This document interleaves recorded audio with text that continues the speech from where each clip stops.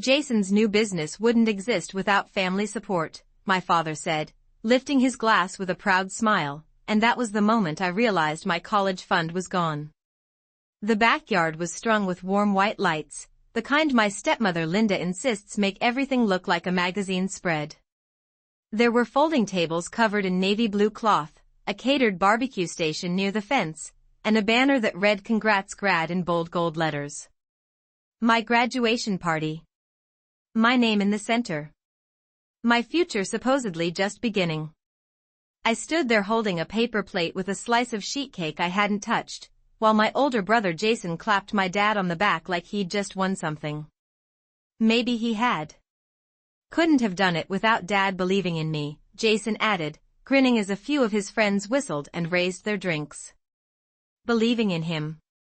I glanced toward the driveway where his brand new pickup truck sat angled just enough to be admired, still clean enough to reflect the string lights. 3 months ago, he was complaining about credit card debt. 2 months ago, he was working on an opportunity. 1 month ago, he suddenly had capital. I felt the air shift, like the temperature had dropped 10 degrees even though it was a mild June evening, maybe 72 at most.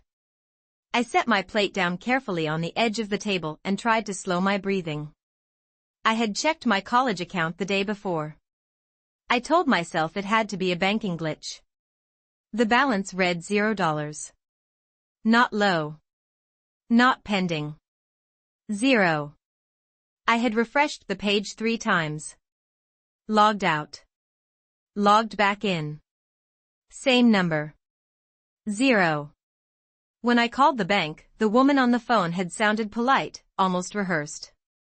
The funds were transferred 3 months ago, she said. Authorized by the primary account holder. My father was the primary account holder. I remember staring at my bedroom ceiling after that call, tracing the faint crack that runs from the smoke detector to the corner of the room, trying to make the pieces fit. He had opened that account when I was 9. You won't have to struggle like I did, he used to say, tapping the folder where he kept the statements. Your education is covered. Covered. That word echoed now as I watched him beam at Jason in front of our relatives and neighbors. Linda drifted to my father's side, her hand resting lightly on his arm, her smile smooth and supportive. She didn't look at me. Not once.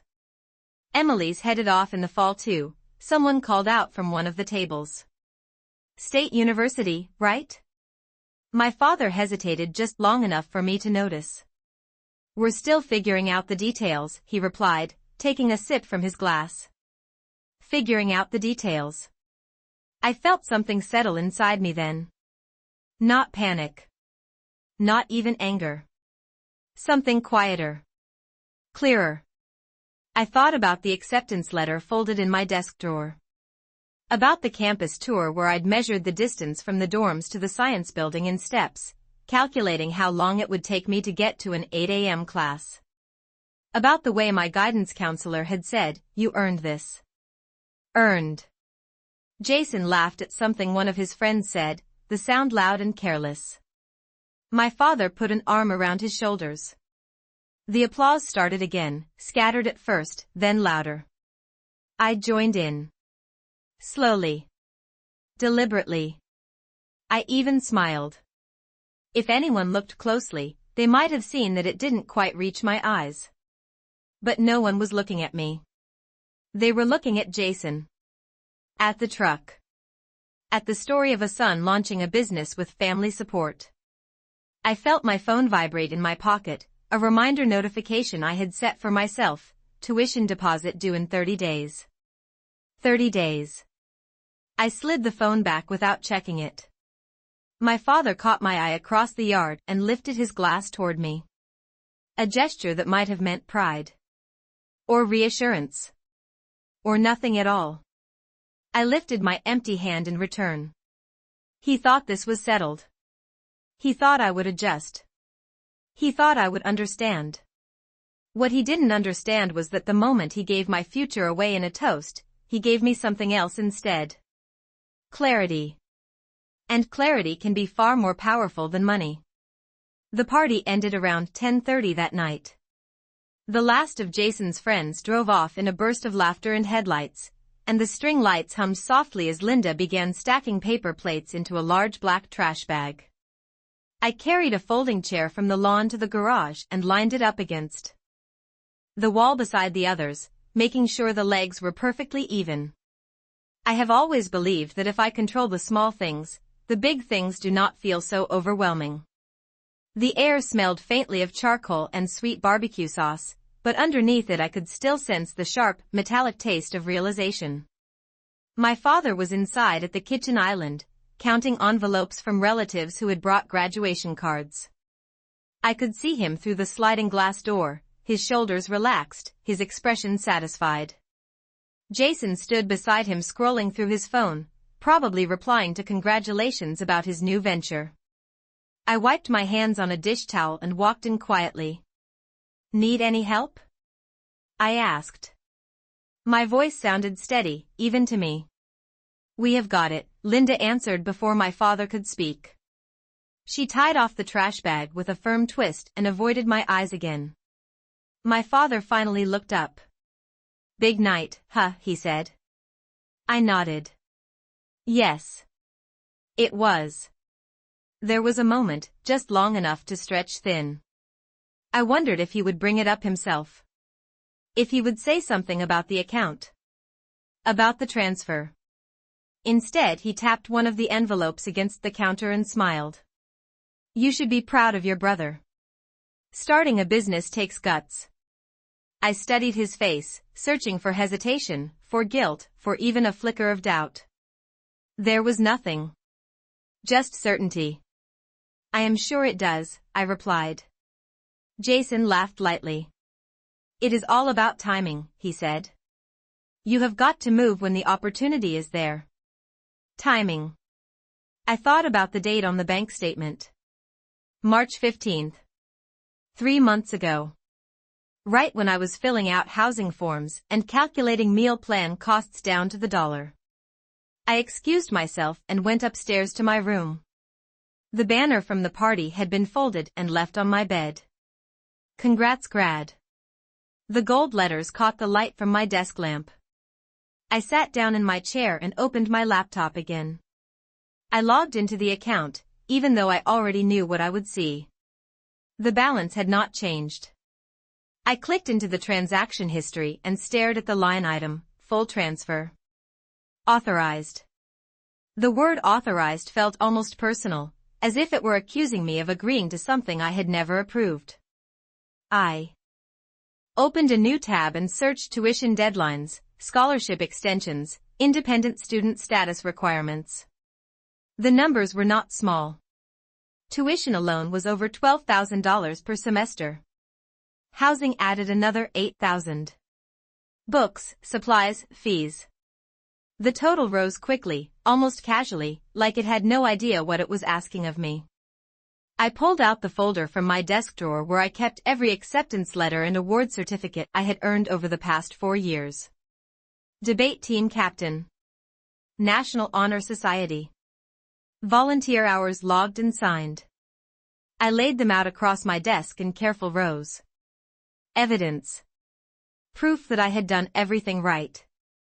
Downstairs, I heard the low murmur of voices, my father and Linda discussing cleanup plans for the next day.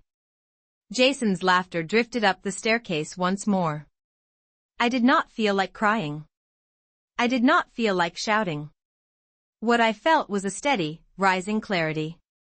My father had made a decision. He believed it was practical. Maybe even necessary. He believed I would adjust my expectations. Find another way. The truth was, he was right about one thing. I would find another way. Just not the one he imagined. I closed the laptop slowly and picked up my phone. Instead of texting friends about the party or posting pictures, I opened the Notes application and began listing everything I would need to gather: copies of account statements, documentation of promised funds, scholarship contacts, financial aid office numbers. I wrote each item carefully, as if I were planning a trip rather than preparing for a confrontation. Because in a way, I was. A trip away from assumptions. Away from depending on someone else's promise. I looked around my room at the trophies on the shelf, the framed photos from middle school science fairs, the faded ribbon from a state competition. For years I had believed that hard work guaranteed security. Tonight I learned that security can disappear with a single signature.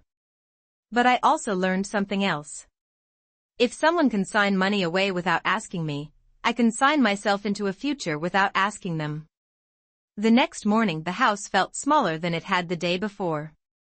The banner was gone, the folding tables had been returned to the garage, and the backyard looked ordinary again, as if nothing important had happened. I woke up at 6:30. The same time I had all through senior year, even though there were no more classes to attend. Habit is a powerful thing. I dressed in jeans and a plain gray shirt, tied my hair back, and carried my folder of documents downstairs. My father was already at the kitchen table with a cup of coffee and the local newspaper spread open in front of him. Sunlight filtered through the blinds, striping the table in pale gold lines. For a moment I watched him from the doorway.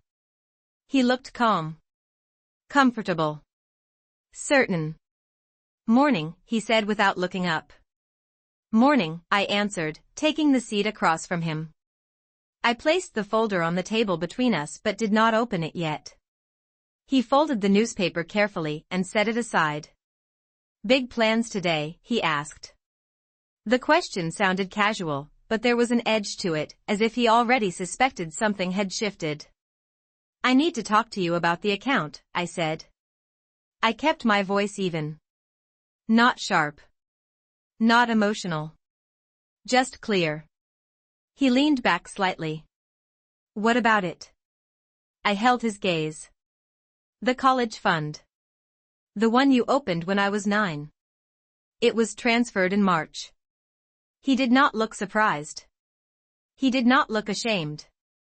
He nodded once, as if confirming something practical. "Yes," he said. "I meant to discuss it with you sooner." "Meant to." I waited. "Jason needed help," he continued. "His business opportunity would not wait. You are responsible. You can work part-time. Apply for loans. It builds character." Builds character. The phrase settled between us like a closed door. "You told me my education was covered," I replied. "For years." He sighed softly, as if I were being dramatic about a minor inconvenience. "Plans change," he said. "Family comes first." I felt a small, precise shift inside me. Family. I wondered which definition he was using. I opened the folder slowly and slid a printed copy of the bank statement toward him. The transfer amount was highlighted in yellow. He glanced at it but did not pick it up.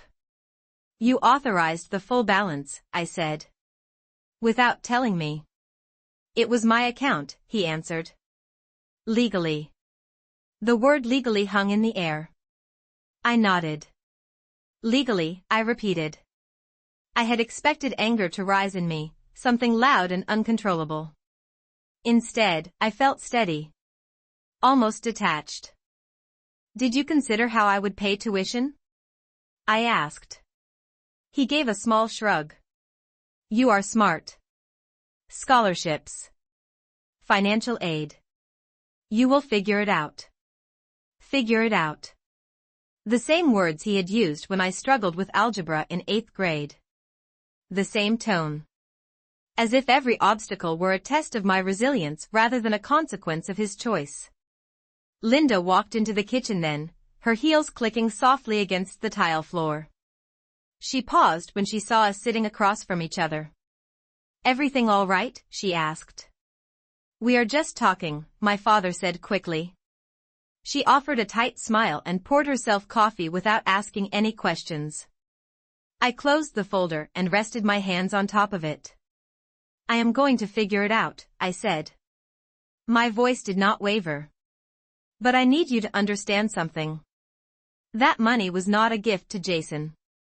It was a promise to me." My father's expression hardened slightly. Do not make this into something it is not, he said. I did what I thought was best for the family. I stood up slowly and picked up the folder. Then I will do what I think is best for me, I replied. He did not stop me. He did not apologize. He reached for his newspaper again, unfolding it with careful precision, as if returning to something predictable and comfortable. I walked back upstairs and closed my bedroom door. The conversation had not exploded. There had been no shouting. No dramatic confession. Just simple statements. Decisions made. Lines drawn. I sat at my desk and opened my laptop once more. This time, I did not search for explanations. I searched for options. Independent student status requirements. Appeal procedures. External scholarships with deadlines still open. I wrote emails. I gathered documents. I began constructing something new, piece by piece. My father believed I would adjust quietly to the loss. He believed I would accept the lesson about character. What he did not realize was that character is not built by being denied a future. It is revealed by how you respond when someone tries to decide it for you. The house settled into a quiet routine over the next few days, as if nothing significant had shifted, but I could feel the difference in every small exchange. My father left earlier for work, returning later than usual, and when he was home he kept conversations brief and practical. Jason came and went freely, often talking on his phone about suppliers, clients, and projected profits. The word projected floated through the hallway more than once, full of optimism and assumption. I spent my mornings at the public library 3 miles from our house, sitting at a long wooden table near the back where the sunlight fell across stacks of reference books and scholarship guides. I liked the library because it felt neutral. No one there knew about the account. No one there assumed anything about my future. They just saw a student working quietly at a laptop. I created a spreadsheet listing every possible source of funding I could find. Merit-based scholarships. Community grants. Work-study programs. I calculated deadlines down to the hour. If an application closed at 11:59 p.m. Eastern Time, I set a reminder for 8 p.m. just to be safe. Each entry felt like a small reclaiming of control. In the afternoons I called the university financial aid office. The woman on the phone listened carefully as I explained that promised funds were no longer available. Her tone softened slightly, but remained professional. You may qualify for a dependency override, she said. We will need documentation. Documentation. I had always thought of that word as something adults used in offices. Now it was becoming my shield. That evening, when I returned home, I found Jason in the driveway inspecting his truck. He ran a cloth over the hood in slow circles, admiring the reflection. Looks good, right? He said when he saw me. You have to invest in yourself. I studied the vehicle for a moment. It was impressive. New tires. Custom rims. A monthly payment I knew was not small. It does look good, I replied. He smiled, satisfied, and continued polishing. I wondered if he ever thought about where the investment had come from. Inside, Linda was at the stove preparing dinner. The scent of roasted chicken and herbs filled the kitchen.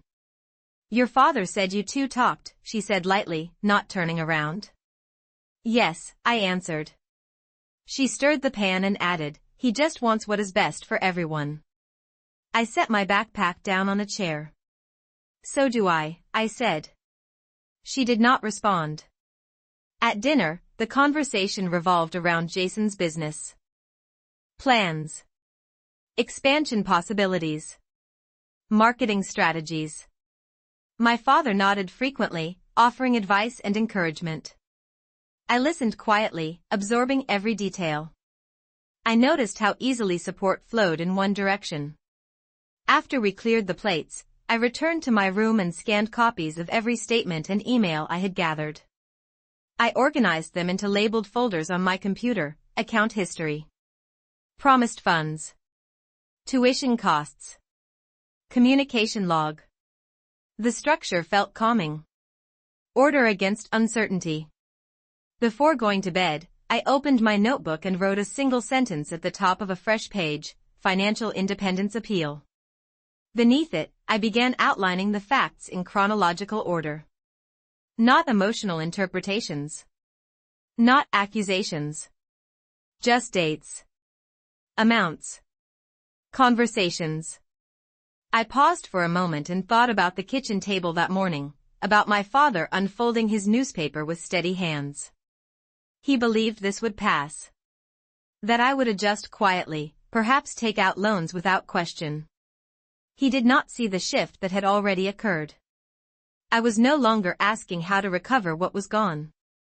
I was asking how to build something that could not be taken again. The next morning I scheduled an appointment with a legal aid clinic that offered free consultations to students. The receptionist's voice was warm and efficient. "Bring any documents you have," she said. "We will review your options." Options. The word felt different than promise. Promise depends on someone else. Options depend on you. I closed my notebook and turned off the lamp. Outside my window, the neighborhood was still. Streetlights cast long shadows across the lawns. I lay awake for a few minutes, not restless, not afraid, just thinking. My father had chosen what he believed was practical. Jason had accepted what he believed he deserved. Now it was my turn to choose what I believed was right. And for the first time since that toast in the backyard, I felt something stronger than disappointment. I felt prepared. I arrived at the legal aid clinic 10 minutes early, my folder pressed flat against my chest as if it were something fragile. The office was on the second floor of a brick building downtown, above a small insurance agency and across from a bakery that smelled like cinnamon even from the sidewalk. Inside, the waiting room was quiet and modest, with neutral-colored chairs arranged in neat rows and a water cooler humming softly. In the corner, a framed poster on the wall read "Knowledge is Power." I sat down and opened my folder one more time, scanning the highlighted transfer, the printed emails, the timeline I had typed and revised twice the night before. When my name was called, I stood up without hesitation.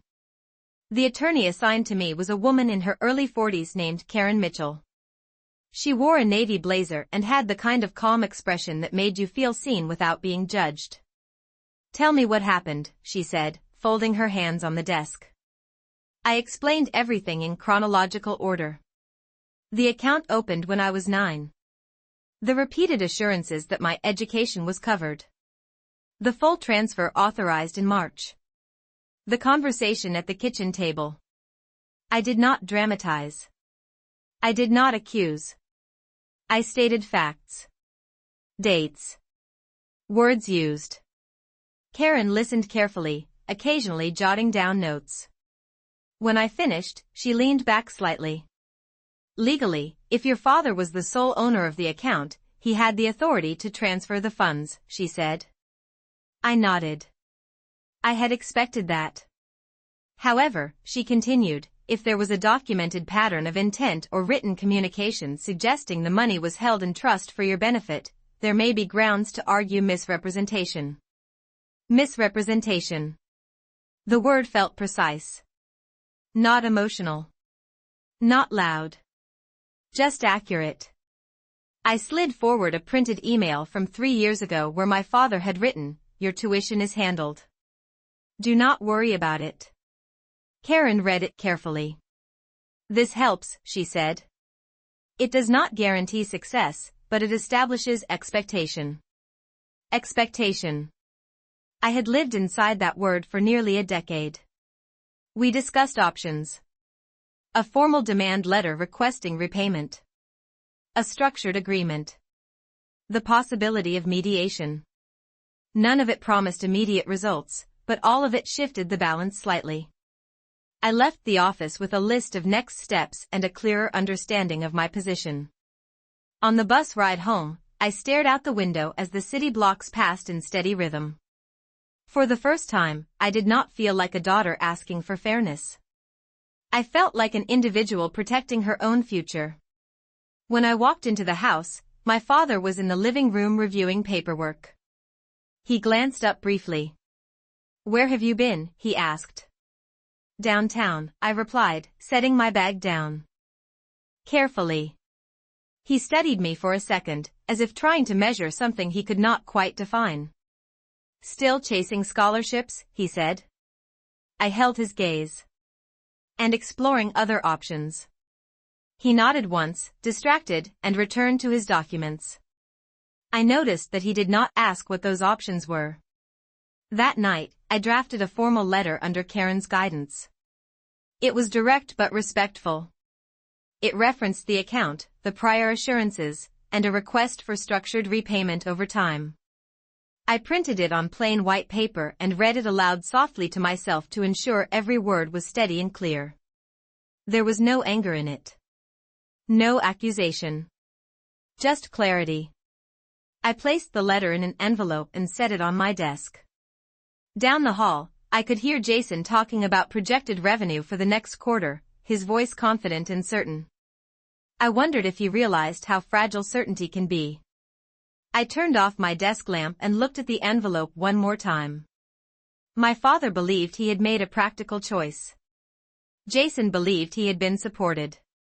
What neither of them understood was that support built on someone else's silence does not remain solid for long. And I was done being silent. The envelope stayed on my desk for 2 days before I handed it to him. Not because I was unsure, but because timing matters. I waited until Saturday morning when the house was quiet and Jason had already left for a meeting with what he called a potential investor.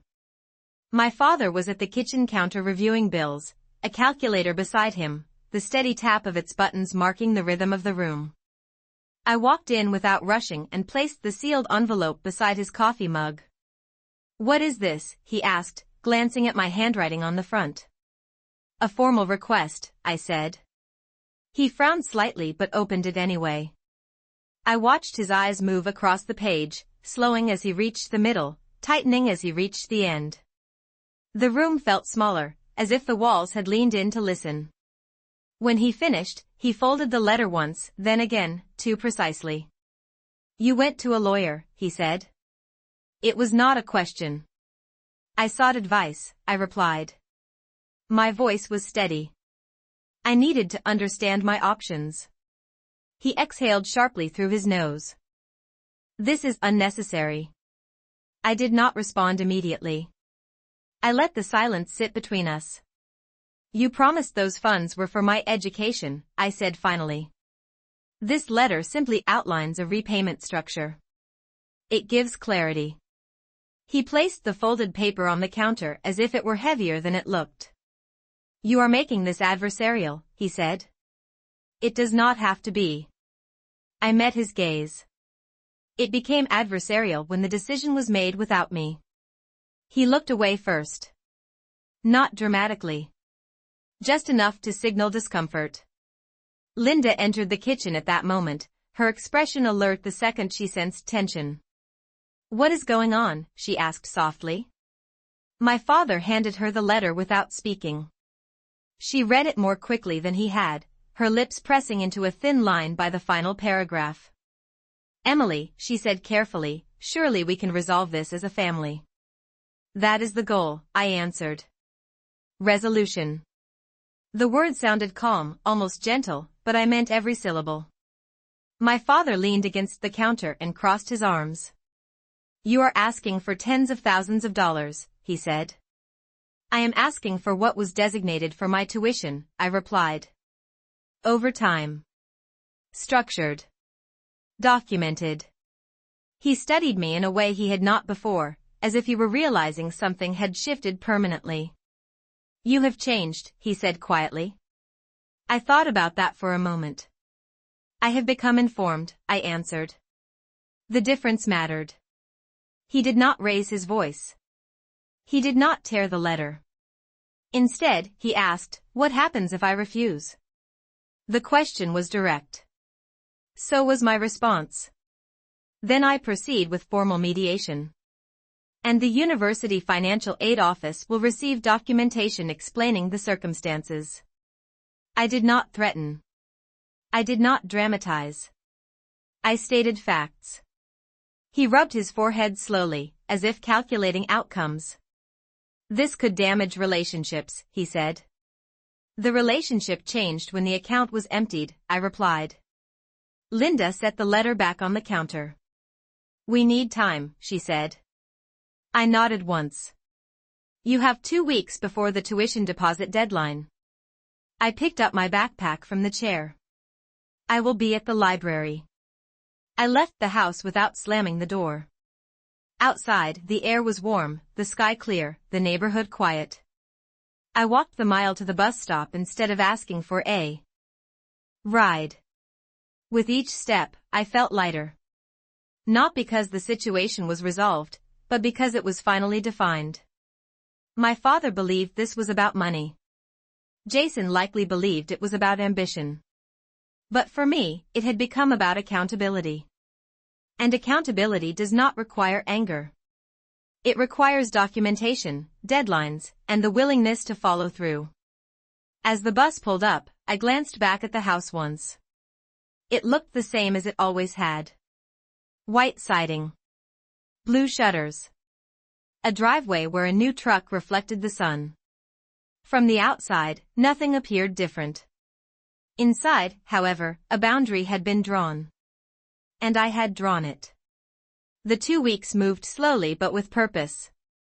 I marked each day on the calendar above my desk with a small blue, not as a countdown to confrontation, but as a reminder that time can either be wasted or used.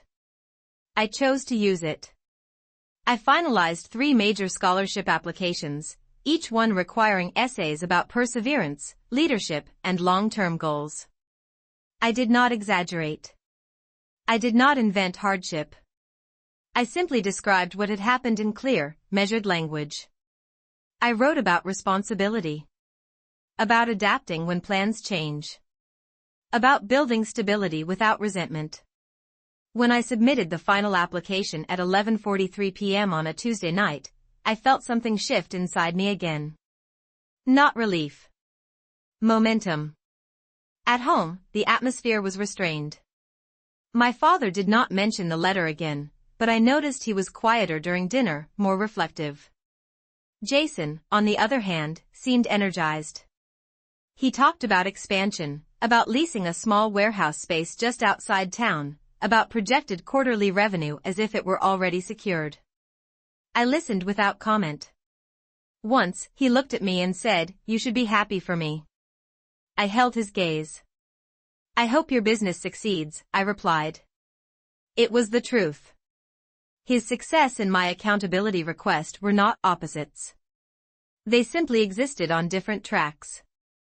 3 days before the tuition deposit deadline, I received an email from the University Financial Aid Office.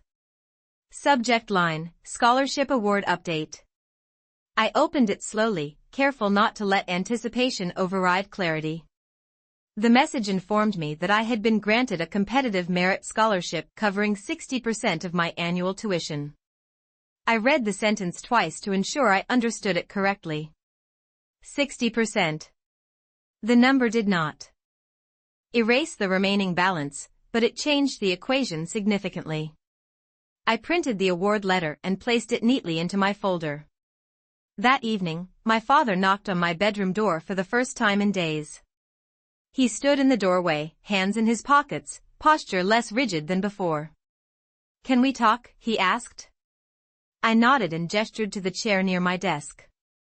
He sat down slowly, glancing at the calendar with its row of blue dots. "I have been reviewing finances," he began. "Jason's business requires more capital than anticipated." I waited. "I did not fully consider how this would impact you," he added. The admission was quiet, almost reluctant. I reached into my folder and handed him the printed scholarship letter. "I received partial funding," I said. 60%. He scanned the page, his eyebrows lifting slightly. "That is impressive," he said. "You earned it." The words felt different now. Not dismissive. Not instructional. Just factual. There is still a remaining balance, I replied. The structured repayment outlined in the letter would cover it over time without destabilizing your finances. He looked at the document in his hands, then back at me. Jason does not know about this, he said. About the letter. I met his eyes evenly. This is between us. Silence filled the room, but it was no longer tense. It was evaluative. Measured. Finally, he nodded once. I will agree to the repayment plan, he said.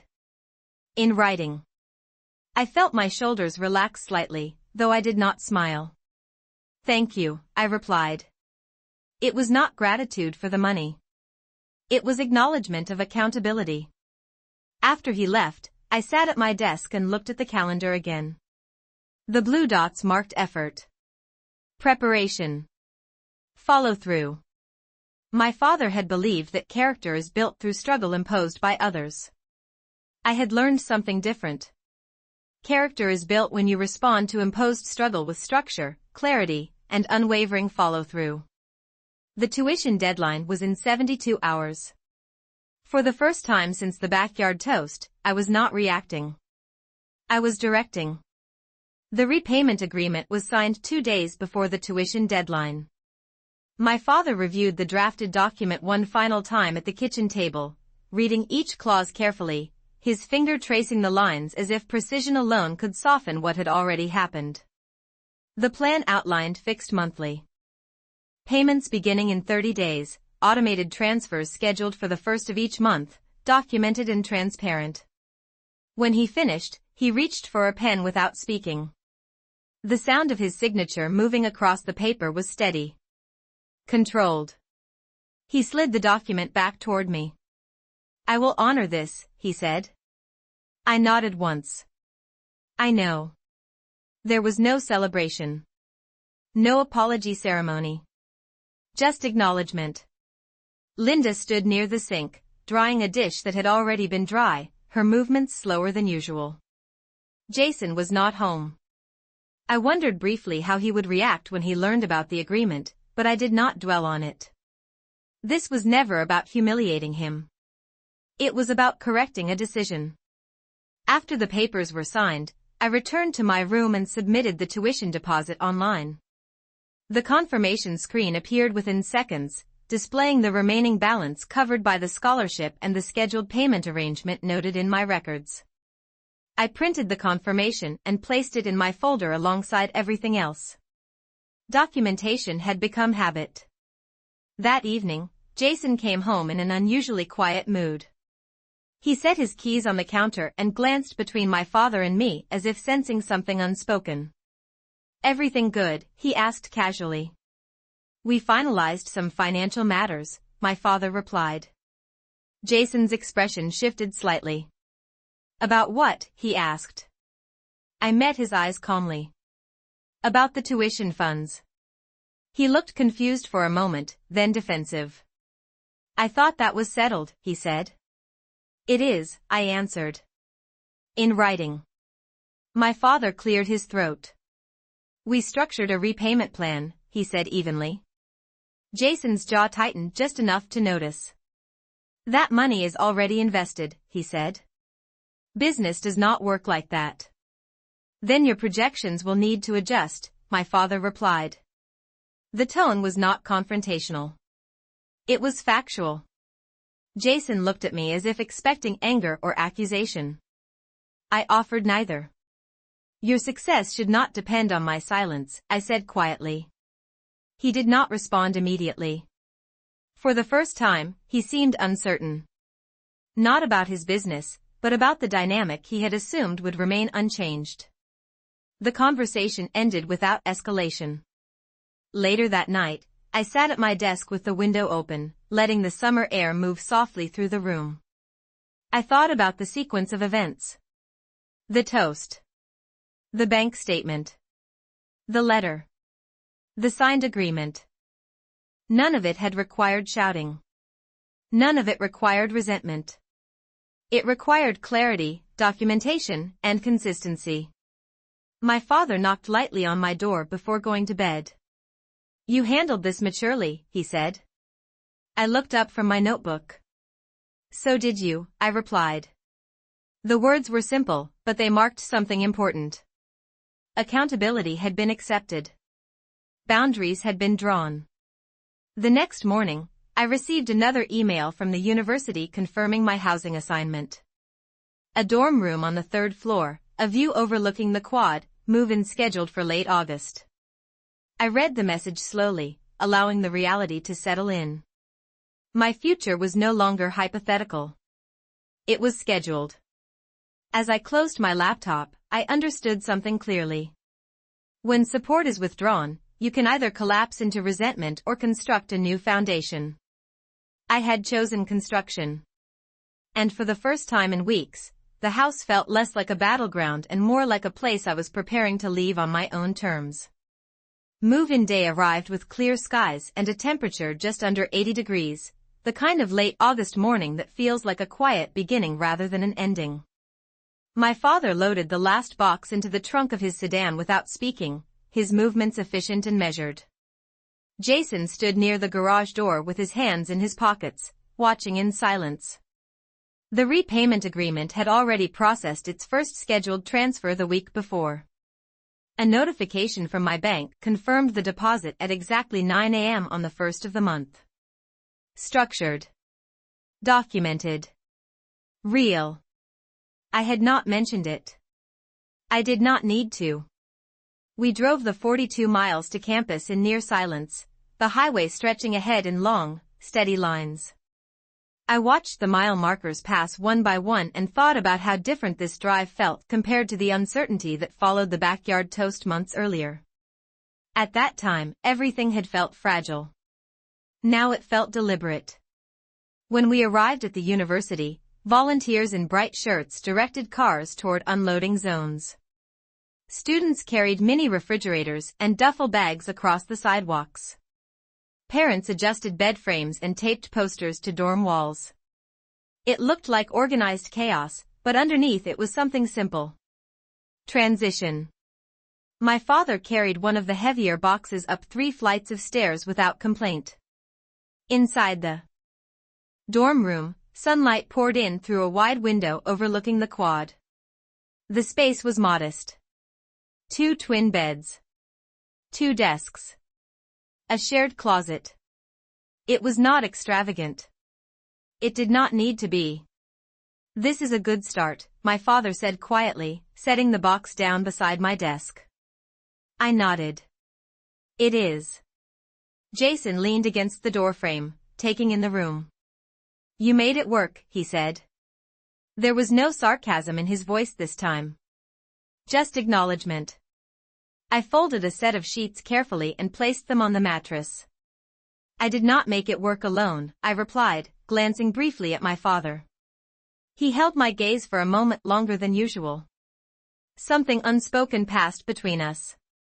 Not guilt. Not pride. Recognition.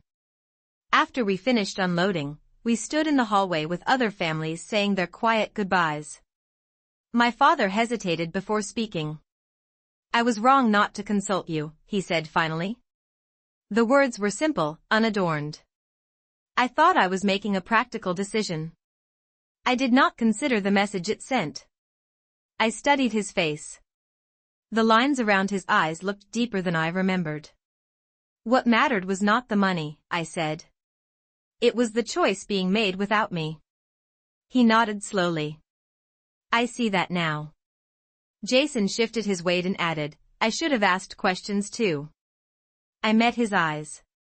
"What matters is what you do moving forward," I said. There was no anger left in me. Only clarity. We walked back to the parking lot together. Before getting into the car, my father turned to me once more. "You handled this with more composure than I expected," he said.